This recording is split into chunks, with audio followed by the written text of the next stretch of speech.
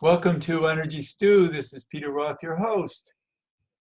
I'd like to ask you, has synchronicity been following you in your life? Maybe all your life? Uh-oh, what does that mean? Maybe it's been all your opportunities. So let's see what we can do with that. And we're going to talk to a man who has lived synchronistically all his life and has written a book about it called God and Love on Route 80, The Hidden Mystery of Human Connectedness. I guess when we're connected, we can be synchronistic. So to help us understand that better is the author of God and Love on Route 80, Stephen Post. Stephen, welcome to Energy Stew. Thank you, Peter. It's a delight to be with you. And also you're known as the boy. Yes. You're a little older than that, but obviously that's only in time. Right, which is a hard category to figure out. Right, but the boy in you is the innocent nature that allows synchronicity to work. Okay. Because as you say in your book, which is an incredible book. I want everybody to just really understand that I'm very excited about having read it and the deep meanings in it. And so what it is to be an innocent boy is to be open to inner awareness and to allow what you call, and what many of us know as the infinite mind, to do its work. And you had a vision when you were young. And that vision really guided you and still does. It still does. Absolutely. So what was that vision? Well, I went up to a boarding school in Concord, New Hampshire. It was an Episcopal school. It was a boys' school. I guess you'd call it a slightly overpriced orphanage if you wanted, but it was wonderful. I loved the nature. I loved the beautiful architecture, and I was very interested in spiritual classics and writings at a fairly young age. So when I was 15, I had this recurring dream. It recurred about a half a dozen times over something like a little over a year. I would wake up in the morning, not really awake, but kind of betwixt and between, and I would have this dreamlike experience. I would see this silver gray mist that was really thick, so I couldn't see far ahead of me. I knew it was a road toward the west. And then I looked to my left and I saw a young man with stringy blonde hair, leaning out over a ledge over the sea. Then all the mist disappeared and I saw the face of a blue angel. I wasn't a believer in angels, but there was the face of a blue angel. And in a very feminine, soft voice, it said, "If you save him, you too shall live." And then I would fully wake up, and this dream really caught my attention. We had 8 o'clock chapel service. This is at St. Paul's School in New Hampshire every morning. And I used to go early and I would meditate and reflect on this dream. And I wondered, was it just me cooking this up? Was it just my own desperate search for meaning, or was there something objective to it that was really a call? And I didn't quite know, but I spoke about it with a lot of my friends. I spoke about it with my sacred studies teacher, who was a Episcopal priest named Rod Wells. He was a friend of Alan Watts. And that dream, because it recurred, I think if it had only come to me once, I would have just put it on the shelf and said, gosh, the mind does strange things. But the fact that it recurred, and with the same kind of vivid accuracy, a half a dozen times, really struck me, and it struck Rod too. So he was a Yale Divinity School grad, and he took me to Yale to do this class with the Masters of Divinity students. There are people studying for ministry, and you were only a high school student at the time, right? Yeah, I was a high school student. I was 16 at the time, and the teacher there, Jim Diddy's, was a very famous Jungian psychologist, and he really was interested in adolescent spirituality. He didn't write it off. He thought that sometimes it could be very powerful. So I got to talk about my dream in this seminar room full of divinity school students. And, they actually got a little worried because they said, well, what did the dream make you do? How did you respond to it? I said, well, among other things, I applied to Reed College in Oregon, and no one from St. Paul's ever applied to Reed College, but I did. And I said, we all read Emerson up there in Concord, but I was the only one who actually believed in the Oversoul.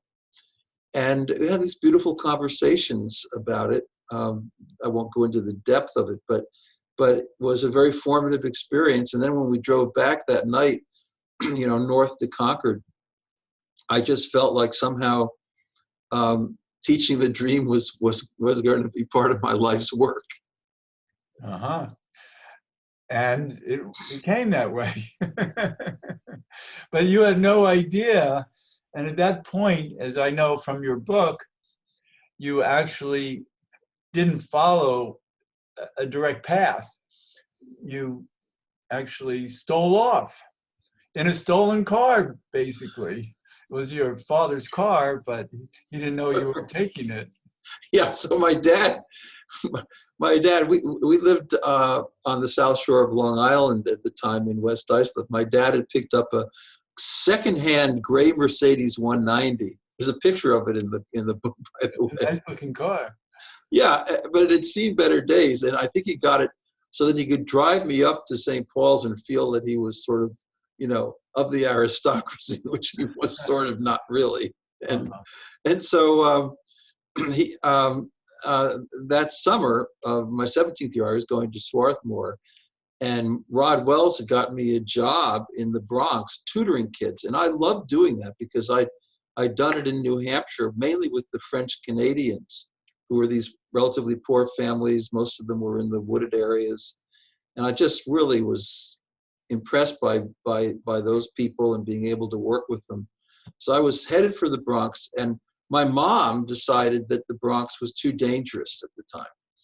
And we argued about this for at least 2 or 3 days, and it got pretty serious, pretty heated. And finally, my mom said, well, I'm not going to cover Swarthmore if you insist on this. So I relented. And I said, now, what am I going to do this summer? And my dad, he was actually the president of a furniture store that no longer exists. It was on Fifth Avenue across from the old Scribner's bookstore area. It's called W&J Sloan's. It's a well-known kind of artsy store. He knew all the manufacturers around greater New York, lamps, chairs, tables, whatever. And so he sat there and he said, I can get you a job in Bill DeBono's lampshade factory. And in Patchogue, there was a factory. It had seen better days as well. And I worked there for 2 weeks. I drove the gray Mercedes 190 to work. It was about a half an hour, 45-minute drive. My folks had their own car, which they used. And I worked in this sweltering hot weather because there was no air conditioning between two very, very large, I say this with respect, Italian women. And I cut cardboard. I just cut cardboard hour after hour after hour. And Bill DeBono would walk by with his big cigar and he'd make sure that we were doing the right work. And so after 2 weeks, I was finished with the factory. And so I drove out to West Hampton Beach, which is a town out a little further east on Long Island. And I had some friends from St. Paul's, Livy Sutro and a couple of people who had places out there. And one Friday night, about 11 o'clock, I said, Libby, I'm leaving. I had a gal friend named Lee. I said, I'm going west. I'm going to follow my dream. And I don't care about college anymore. I'm just going west. And so they were a little bit taken. I had my classical guitar. I had a copy of Siddhartha. I had about $50 in my wallet. And I just drove west on the Sunrise Highway. And I actually took the Southern State. I drove through the Midtown Tunnel. And I eventually got up over the George Washington Bridge. I'd never driven west of the bridge, so I didn't know what was out there. But there were two signs. One said 95 south. Well, there was no south in the dream. And the other said Route 80 west. So I said, well, that's me. And I just drove west, and about 5 in the morning, I started to come to my senses, you could say.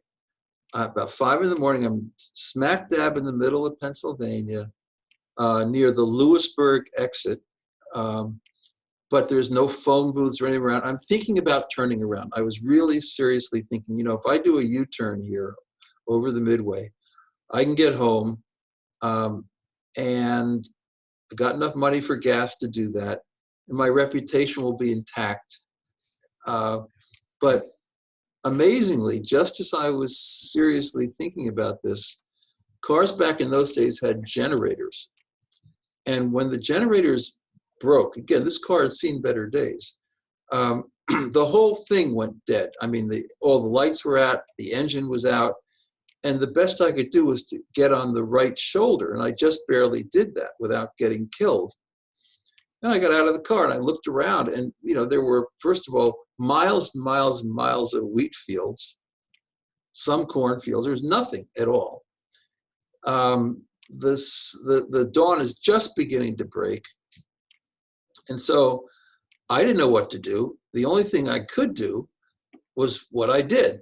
I reached in the glove compartment, took out a piece of paper, and I wrote in pencil a little note that has lived in my family legacy in some infamy. And it said, to the Pennsylvania State Police, please return this car to Henry A.V. Post, 44 Davison Lane East, West Islip, New York, 516-669-5655, from his son, who no longer works in the lampshade factory. That was terrible. That was terrible.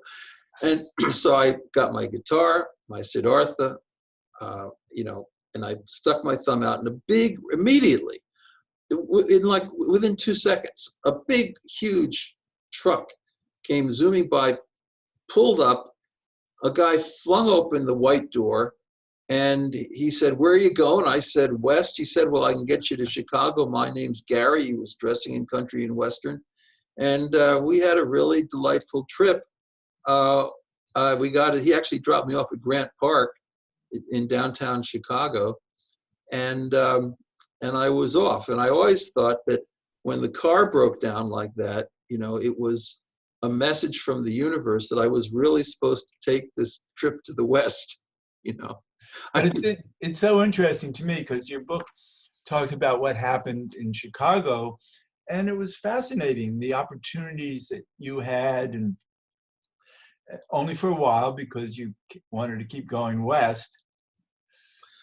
Well, that was great. I mean, actually, it was kind of a protest period. So there were a lot of people around Grant Park. Grant Park's out near the Chicago Art Institute. And I was playing Villalobos and Granados and Tarrega on my classical guitar. I was making a pretty good amount of money. And I fell in with a van full of hippies who were camping out there. And I said, so where are you going? They said, well, San Francisco. And I said, well, that's west, so I'll go with you if it's okay. And they said, fine. The amazing thing was that we got to Nebraska. Now, Route 80 goes from the George Washington Bridge all the way to San Francisco. And it goes through Nebraska. We go through Omaha. And then we got to Lincoln, Nebraska, and there was a spate of phone booths on the right. There was a stop area. One of the gals in the van said to me, you really ought to call your mom. So I said, all right, I'll call my mom. So we got out and I called collect. And my mom, she said, Stevie, thank God you're alive. We can call off the Pinkertons. And I said, verbatim, Mom, why did you call the Pinkertons? Didn't you get my note? And she said, actually, they had gotten a call from the Pennsylvania State Police, and they had the car towed, and it was in a garage on Long Island. And my mom said, we really should have let you tutor in the Bronx. And I said, I think so too. It would have been fine. But I said, Mom, maybe this all worked out because that car has seen better days, and maybe the generator would have let go and you and Dad would have been driving and you'd have been seriously injured. But with me, I got it on the right shoulder. And so she said, well, now where are you going? And I said, well, I'm heading out west. And she said, well, where are you going to stay? And she actually gave me the address of my cousin, George Lamont, who had done 2 tours of duty in the Green Berets. He was a Chapel Hill graduate in Chinese studies. And he was part of that Vietnam vet subculture in the Mission District. So I got out to George's 4 Chenery Street, slept on his floor. I knew him just somewhat. And I joined Nichiren Shoshu Nam Myoho Renge Kyo Buddhist temple that was on the corner of Chenery and Market. And I chanted with those beads, and I lost all sense of time and place. And I didn't think I ever needed to go to college because I could just capture universal knowledge somehow intuitively. And I played classical guitar in the Hispanic restaurants, and I did really well. And I had an old Japanese American named Gus, who was like my mentor, and he'd been an intern during the war in Hawaii. So he was great. But I drew a bad number in the draft. They had the bins with your birth dates in them at the time. So I called the people at Reed College, even though I turned them down. And I said, look, I'm not totally against all wars, I suppose, but this is not my kind of war. So they immediately opened up a spot for me. Which kept you out of the draft. Kept me out of the draft, and they were nice enough to do that. And one morning, early September, about 7 in the morning, I was in front of the temple, and I was with Gus and George, and they gave me, I had to pay some money for it, but they gave me this really special Japanese scroll. It's called a Gohonzon. And it's about, this long, and it's got these beautiful Japanese symbols on it that are all spiritual, about universal mind and ultimate reality and such things. And so they explained that to me, and then I put it in my backpack. I took the Market Street bus, which got me to Golden Gate Park, and I walked across the park, which is, it's a good 15, 20-minute walk. And then I walked up on the bridge because I'm headed north to Oregon. And it's silvery gray mist. I really couldn't see more than about maybe 3 or 4 feet in front of my nose. And I'm on the left side of the bridge. And there's a walkway, it's kind of red walkway. And then there's a railing that's about waist high. And I get to the middle of the bridge, and I hear a little ruffling sound to my left. And I looked over, and there was a rail, and there was a young guy with stringy blonde hair leaning out, and he looked like he was going to jump. And I just kind of froze, and I said very peacefully and really quite empathically to him, I said, I really, truly hope you're not planning to jump. And he was indignant. I mean, the guy was so mad that I had sort of interrupted his moment that he started screaming out lines from Macbeth about empty nothingness. And I said, I actually agree with you. I'm on a, you could say I'm on a desperate detour for meaning myself. And There's not that much difference. I'm over here, you're over there on the ledge. But let me just tell you something, that I think I may have been guided all the way to this very moment, this very spot, at this very time, because of a dream that I had 3,000 miles away and 2 years earlier. Okay? So he said, tell me about it. And I'm paraphrasing a little bit, but I told him that, look, I had this dream. I told him about the dream.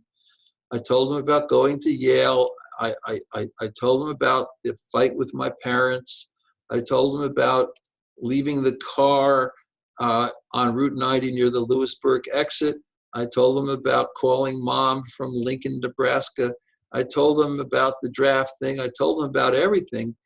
And he said, you know, you're really pretty crazy to do that. And I said, well, all right. And we actually had a decent conversation. And then toward the end of it, I said, look, I have something that can change your life. And if I give it to you, it's going to give you good luck from here on out. So he said, what is it? I said, it's a cajon zone, and I can explain it to you. And I pulled it out of my backpack, and he was, again, indignant. And I said, look, if you step over the railing and you stand here next to me, I'm going to explain this to you. And he actually, shockingly, he actually did come over the railing, and he stood there next to me. We introduced ourselves.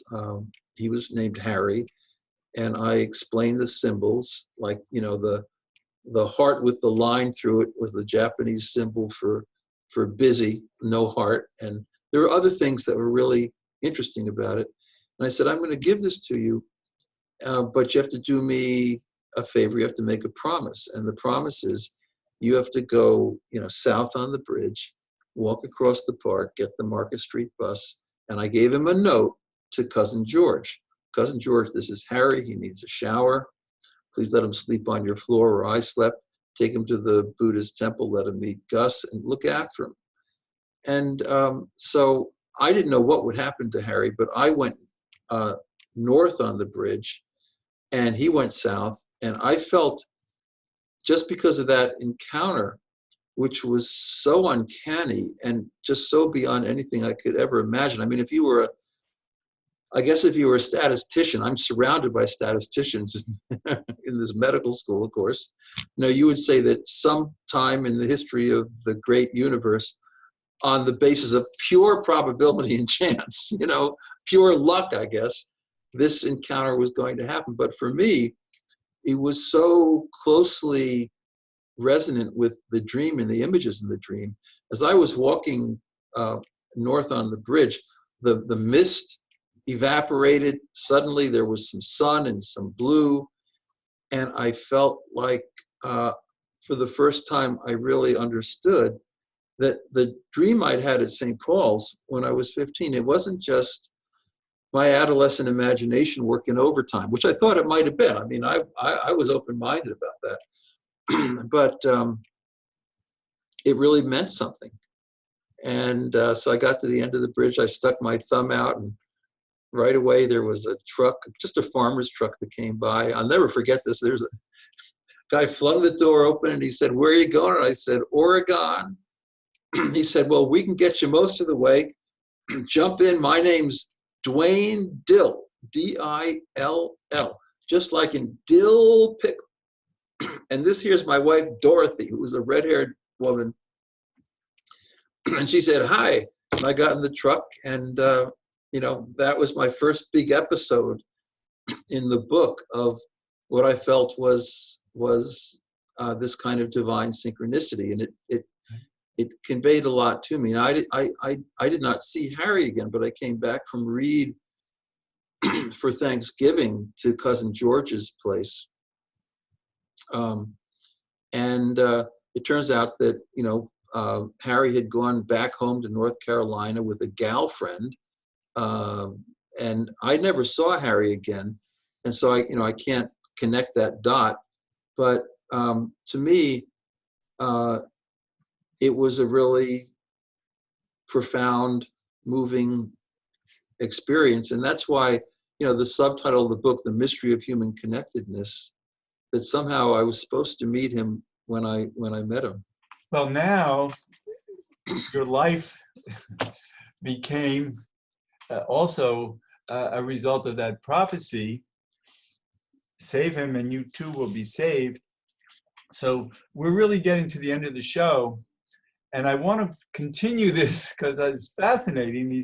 There's so many stories in your book, and who you turned into is this incredible humanitarian who is helping to heal the world in powerful ways. And I want to talk more about how synchronistic your life was, and I'm sure still is, and how that can help our audience appreciate their own paths and to also be open to being taken care of in life in ways that we have no idea and can't even imagine how miraculous it can be. Yeah, we're really cherished, and sometimes we don't notice it. Larry Dossey wrote a foreword to God and Love on Route 80, and he uses the word noticer. You need to notice these. Be aware, right? Watch the serendipity and synchronicity happening. And I've become a great witness of that. That's why I'm so fascinated about your journey, because it really speaks to me, and I'm sure a lot to our audience. So hopefully we'll do another show soon. Your book is God and Love on Route 80, Stephen Post, Stephen, The Hidden Mystery of Human Connectedness. And is there a website? Yeah, the best website's really Stephen with a PH, gpost.com. But there's also an institute that I founded with Sir John Templeton, which is a whole synchronicity in itself, called unlimitedloveinstitute.org. Great, and we're going to talk a lot more about unlimited love coming up. So, Stephen, thanks so much for being a guest on Energy Stew. Thank you, Peter, and thanks to all your listeners. Appreciate it greatly. Well, I'm so glad they're there. Yeah. And this is Peter Roth, your host of Energy Stew at prn.fm. I can be reached at peter@heartriver, HEART river.org. I'd love to hear from you, and thanks so much for listening.